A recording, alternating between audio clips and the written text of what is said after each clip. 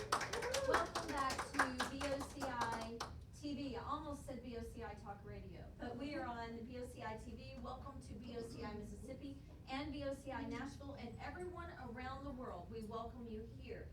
Today is BOCI Click and Connect, and we have brought in a very special speaker, and she's standing here next to me, Nita Black. And we have our audience here. Everyone make a little noise.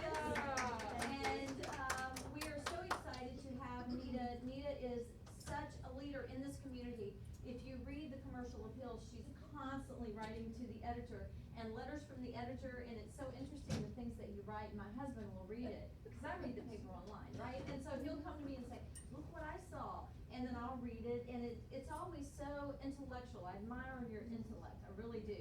I'm creative, you're intellectual, and that it's I want to be like you when I grow up. So so anyway, enough about Nita. You get to meet her for yourself. So everyone welcome Nita Black, mapmomentum.com. Thank you. And a little tip, Carolyn Bindle is in the paper all the time, has a regular spot, and anyone can write a letter to the editor. And that's what if I read something and I have an opinion about it, and I just quickly, I don't know how many words it is, but not that many words, and they give you a guideline, and it's just free press. So you give your opinion and try to reinforce what your values are and your belief and what's occurring in the news. So, well, my name is Nita Black. I'm the managing partner of Map Momentum, and we're a management consulting firm. And Gina, we're gonna just speed through these slides. So if we'll go to the next slide. My background is in banking, so I have about 25 years or so experience. I have 10 years of banking experience in budgeting and bank operations. I have about 10 years of experience in business development and sales, another 10 years of experience in commercial loan collection, so about a third. And then during a part of that time, I started a consulting business in 2000. I got on a wild hair and opened a coffee shop and had a coffee shop for about 5 years, which was a lot of fun, but I didn't really make any money at it. And then I've revamped my consulting firm recently. So next slide. The types of services that I provide through my company are project management and project services. I'm working with an economic development agency right now, which is a lot of fun. It's an economic gardening program that the EDGE, or Economic Development Growth Engine, is providing to second stage companies in Memphis and Shelby County. And then, yeah, too quick on the draw.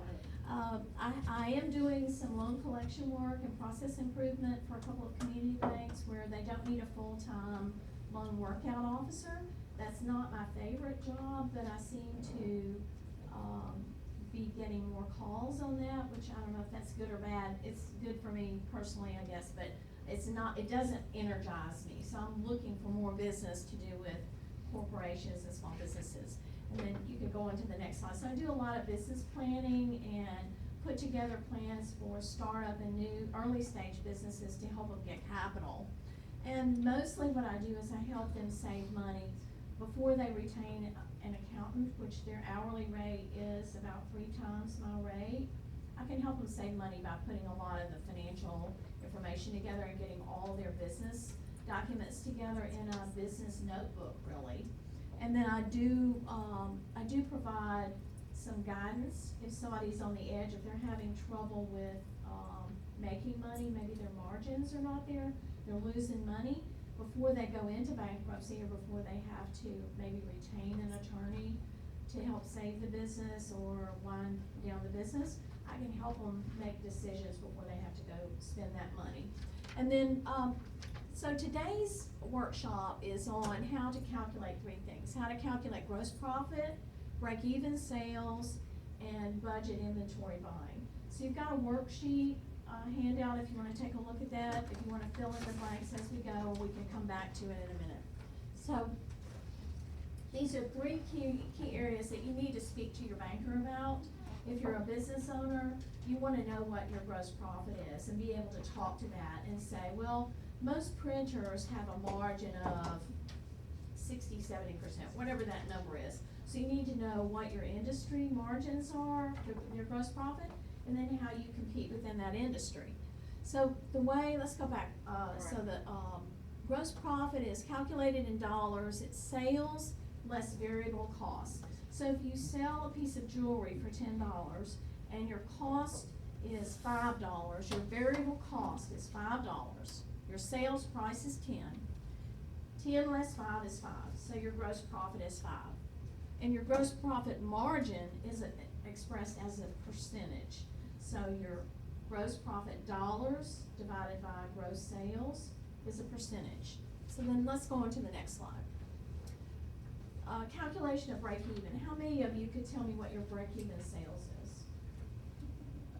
Okay, so I don't see many hands up in the room. And I don't know. All potential clients. I know, but it's really not, it's easy. It's fairly easy. And what it does, the way it's calculated is, let's say your salary is in the fixed expenses portion of your P&L, your profit and loss statement. So your fixed expenses might include rent, insurance, your salary, your accountant, all those fixed expenses that you're going to spend every month. Take that number, divide it by your gross margin, which we just talked about how to calculate your gross margin. So if your fixed expenses, like on your worksheet, fixed operating expenses for that given company for that month was $12,500, divided by your gross profit margin of 50%, so you take divided by 0.5, your break-even sales is $25,000. So that's how it's, so you calculate your gross profit margin, you know what your fixed expenses are, you divide your fixed expenses by that gross profit margin to get your break-even sales. Now, who wants to just break even? Because we really are in a business to make money, to make a profit.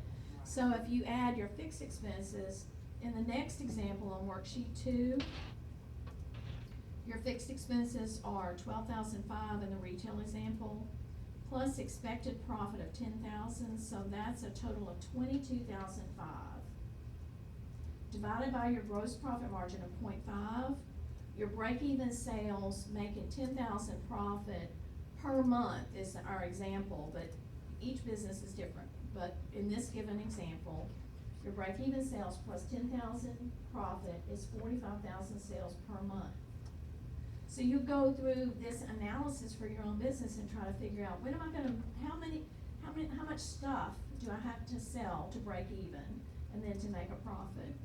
And then the last calculation, which is not on this slide, but on your worksheet, break-even sales. If you took, say you take a $25,000 break-even sales, your average ticket price is $10. The number of items to sell to break even would be 2,500 items. And if this was figured on a daily basis, 20 days, 20 business days, you'd have to sell 125 items a day. Any questions so far? Are you with me? Okay, so if you've got a retail business, if you're selling widgets or jewelry or stuffed animals or whatever it is, we've given you a retail example. In the service example, your cost is really your time. And so the way I put this example through is your hourly cost is $60 an hour as an hourly example. Okay, let's go to the next slide, then we'll come back to any questions here in a minute. So let's keep on following through. We really have been talking about retail, and I have seen so many companies that really don't know how to buy. They either buy too much or run out. And if you're in the retail business, you don't ever want to run out. So in this example, your estimated projected sales, less your inventory on hand, plus your safety stock, which is, I always want to have 100 widgets in my inventory. So plus your safety stock equals your retail value of the required purchases. On your worksheet, if your cost is 50% of retail, you would take this number times 0.5 equals your estimated purchases amount at wholesale, at cost.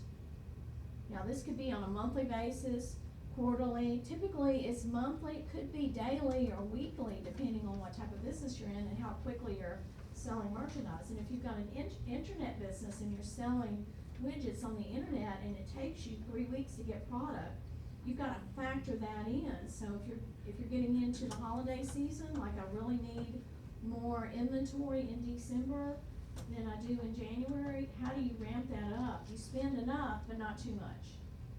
And then the quality of the inventory is, of course, very important, and the pricing, the cost, so that you cover your nut, so that you figure out on the front end, if I buy a product for $1 and I can resell it for $2, that's pretty much what this example shows, and on your worksheet. So, I think that's the last slide. Let's see what we're at the Q&A section. Do we have any questions? We can go on your worksheet. Let's talk about inventory for just, how many of you have inventory? Beverly, I know you do. Okay, so you have inventory, and it's tricky. It's just really tricky. It's like you are trying to predict the future, but in a retail business, if you go to your industry information you should be able to find monthly sales and monthly trends. So if 100% of your sales are over a 12-month period, and 10% of your sales are in January, and 50% of your sales are in December, then you've got to lay all that out monthly. And then also calculate in there, if it takes me 2 weeks to get product, you've gotta add that 2-week delivery time. And then the bottom part of this worksheet is a helpful tool that you've gotta continue to tweak and refine and do, so that you always have enough inventory on hand, at the right price for your customers, at the right cost that you have determined you can make a profit at, and then prepare for growth. And hopefully your growth plan will look like this. It'll go along like this and then kind of inch up. Because this kind of growth is very, very difficult to manage. And so particularly in retail, you take at least a quarter at a time. You take 3 months at a time. So here we're already in the middle of October, November, December. December, January, would you agree, is typically, in a true retail business, is a peak season. So if it takes you a month to get product, you need to know how much you think you're gonna try to sell, and then you gotta book it in terms of marketing to sell, once you have product on hand. So, any questions? I can talk a little more on the service side. How many of you are on in the service business? So I've seen a hand go up twice where you've got product and you've got service, you've got hourly costs. So you've gotta combine those two to do your forecast, which gets even a little more tricky. But, I mean, as you know your business and you do it over and over again every year or every month, you get better at it. And just, entrepreneurs are gamblers. We take calculated risks though. So we figure out what we're gonna put at risk in terms of money and how we're gonna support our family. And then we try to minimize the loss of that money and gain sales so that we actually turn that into more money so we can continue to grow, create jobs, or whatever your game plan is. So in the worksheet, let's quickly go down the service example. The average ticket price I've estimated $60 an hour. So that's in my business right now, my average ticket is $60 an hour. Number of items sold is basically number of hours that I work, or that a service company would work. So in this example, 9,600 is the monthly forecasted sales. Average cost, every time I do a project, like in this project, I've got printed material, I've got ink that I've used. I don't have a whole lot of cost though in my business. In your business, it may be different. So my cost, I estimate 10%. And that would time be, is money for you, right? time is money, and also even print materials and gas and all that. If I have a job in Jackson, Tennessee, then I'm gonna have to factor that in my cost. So on the service side, you've got a few more things to consider. But basically, if you took an hourly rate and how many hours you wanna work in a given week or month, and then back that into how much in sales you need. In the how to calculate break even, in this example, the service, the fixed operating expenses, I bogeyed that. I said, okay, if my fixed expenses are 12.5 and my gross profit margin on your copy is, I think that should be 90%, yeah. So your break-even sales is $14,045. Now, you can compare that to your retail of $25,000. Cause you've got different industry groups and different situations based on the type of company that you're running. So this is not like all things work for everyone in this room. It's that, again, is part of your skill as an entrepreneur is to develop that swag and the swagger, right? Yes, absolutely. So, any questions? I think I've talked enough. Typically in a service business, you don't have inventory. You do not, like I have a supply of paper and ink. I don't wanna run out of ink. Because if I'm working on a project at midnight and I've got a presentation at 7 o'clock in the morning, then I've gotta be prepared.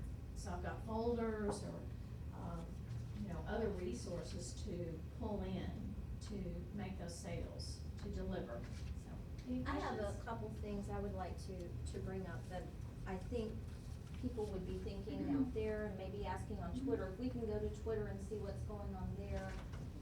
Gina's gonna go there. Now, someone that's not in this room, someone that's across the world or in New York or California, and they would like to contact you, work with you, do you do that type of virtual coaching? I as do. well? I have used Skype on occasion. I have used, Google Hangout, so yes. I do, typically, talk to someone on the phone initially, for maybe 30, 40 minutes. If they're local, then I'll go meet with them face to Okay. face, cause I do like to work with people and kinda get to know them and see where they come from and that kind of thing in terms of just trying to figure out what their perspective is. Right. But virtually, I can talk to people on the phone and then, we set a schedule, meeting Sure. schedule on Skype. Yes, she's very disciplined, so she makes you be very disciplined. I like that. One of the things that, you have done with BOCI is when there is a professional member, you offer a 15-minute online review.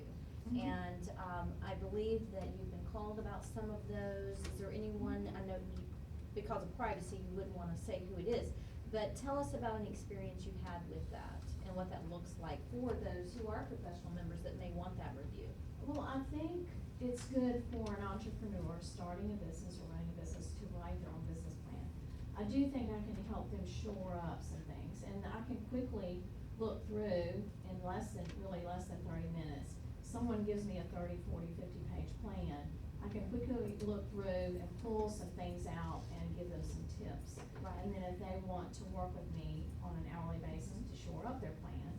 Right. And since my background is in banking, I can tell you 9 times out of 10, if you hand a banker a business plan with no financials, no forecast, that's what they're looking for, and it's typically in the back of their plan.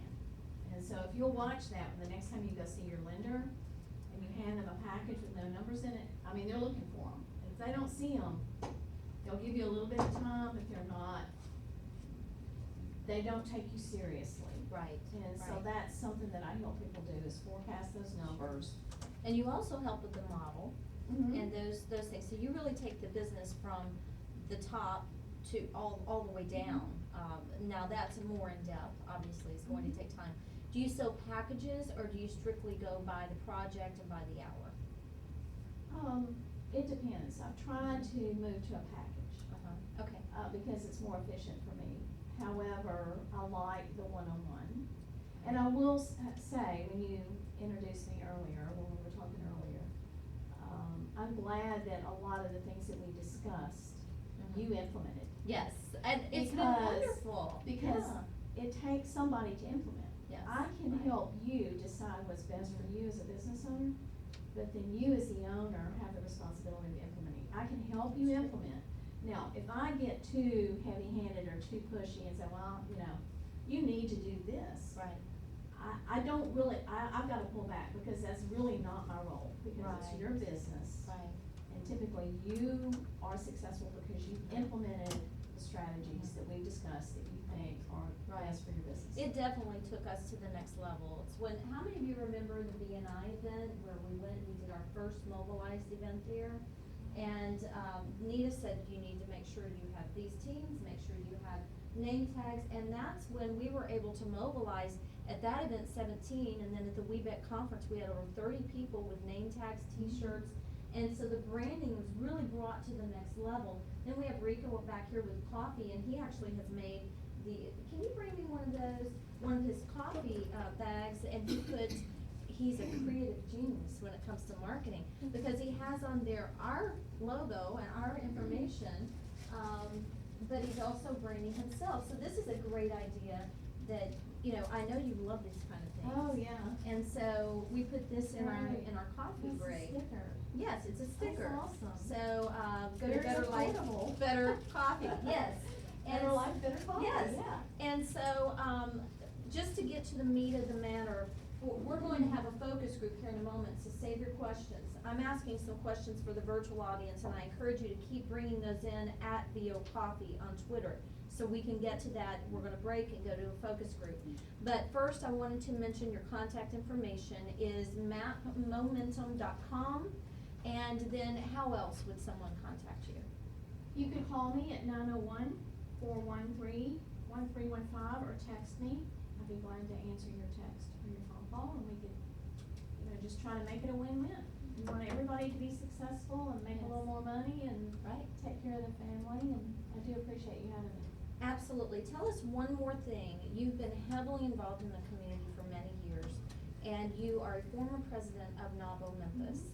And because of you, and your accolades toward me, and I'm so appreciative, they asked me to be on the board, so I now have the privilege of serving with you on the board with NAVO Memphis. But what I would like you to do is break down the benefits real quick of what that is, what NAVO stands for, and the next event that's coming up. And I'm gonna step out of the way for you to do that, then I'll come up and we'll wrap up. Okay, great. So NAVO Memphis is the National Association of Women Business Owners. We're the Memphis chapter and one of about 70 chapters in the US. And we're the only organization with the mission to propel women entrepreneurs into economic, social, and political spheres of power worldwide. So we have connections through the internet and through our membership, our online membership, that help women find resources easily and that are cost effective and make the best connections they can for their businesses. In the case of the example that Sherry gave, when you serve on the board of NAVO, it just provides some additional level of exposure for you as a NAVO member and educational and leadership training in terms of serving on a nonprofit board that is has a national affiliation. It just helps us grow so that we don't stay the same. We're always adding more to our plate. Comfort zone. Yes, and so it pushes us out of our comfort zone, and, you know, every time you work with someone else, someone that's different from you, then you learn from them. You may not do everything they do the same way, but you figure out how to better communicate, and I think that particularly for BOCI, collaboration, communication, exposure, business, all of that is it becomes a win-win when you're a woman and you become part of NAVO. And you get the inside scoop. So when we go to meetings where there are 5 people in the room, you better believe it. It's focused. It's focused, and if I'm there, I am pounding my fist on the table. What about NAVO? What about women? So if I know you as a NAVO member, then I can advocate for you. Whether you put roofs on the table, or you're an IT consultant, or you're a social media guru, or whoever you are, I'm gonna say, well, you can't tell me there's no women in social media because I know one. Let me give you her phone number. So a lot of that you're already doing in other circles, and we do that in NAVO. That's really a key for us to. Alandis Dobbins is a great example of someone that went from, I'm not sure what her business was, but she was a business owner, and then she moved into the political arena through NAVO presidency and so forth here in Memphis. And so we have monthly events. I encourage women and men to come out. We invite men to come as well. NAVO stands for National Association of Women Business Owners. I finally got that. I had to learn that. Really and truly, it is a great luncheon. It is at the Chickasaw Country Club. And Terry Murphy, one of our executive council at BOCI, is going to be there speaking, and we are sponsoring the next event. So I encourage you to come out on the second Tuesday of November. It is from 11 o'clock or 11:30? 11:30 to 1. 11:30 to 1, and, so be there. Gina, you're a person that has actually come up in one of our board meetings about, follow up and all of that, so talking about advocacy and so forth. It's important to rub shoulders with people like Nita, and that's what, we love to bring people like Nita in, so that you get the essence of these movers and shakers. I mean, you've been around a long time, you have an established record. How long have you been in business? Since 2000. Since 2000, so, very, very savvy businesswoman. Everyone, we are wrapping up. We'll be right back with a focus group, so get focused. Thank you for joining BOCI TV, and thank you, Nita Black, for Thank being you with very us much. today. Thanks. So maybe you